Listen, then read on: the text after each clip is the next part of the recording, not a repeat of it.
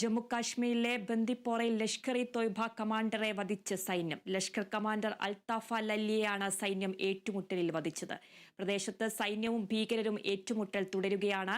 അതിനിടെ നിയന്ത്രണ രേഖയിൽ പാക് സൈന്യം നടത്തിയ വെടിവെപ്പിന് ശക്തമായ തിരിച്ചടി നൽകിയതായി ഇന്ത്യ സൈന്യം അറിയിച്ചു. വിവരങ്ങളുമായി ദീപ്തി ചേരുന്നുണ്ട്. ദീപ്തി, എന്തൊക്കെയാണ് ഏറ്റവും പുതിയ വിവരങ്ങൾ?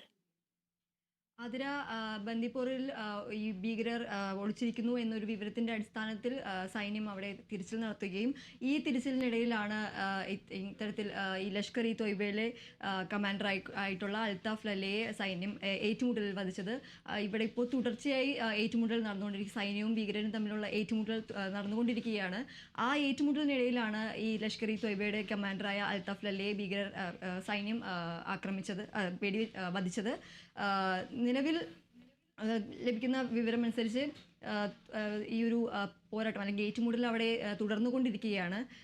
ഈ ഒരു മേഖലയിൽ ഭീകരർ ഒളിച്ചിരിക്കുന്നു എന്ന ഒരു വിവരം ലഭിച്ചതിൻ്റെ അടിസ്ഥാനത്തിലാണ് ഇത്തരത്തിൽ സൈന്യം ഒരു തെരച്ചിൽ ആരംഭിച്ചത്, ശക്തമായ തെരച്ചിൽ ആരംഭിച്ചത്. ഈ ഒരു തെരച്ചിലിനിടയിലാണ് ഈ ഭീകരരുടെ സാന്നിധ്യം മനസ്സിലാക്കിയതും അതിനുശേഷം അതൊരു വെടിവെപ്പിലേക്കും ഒരു ഏറ്റുമുട്ടലിലേക്ക് തന്നെ കടന്നത്.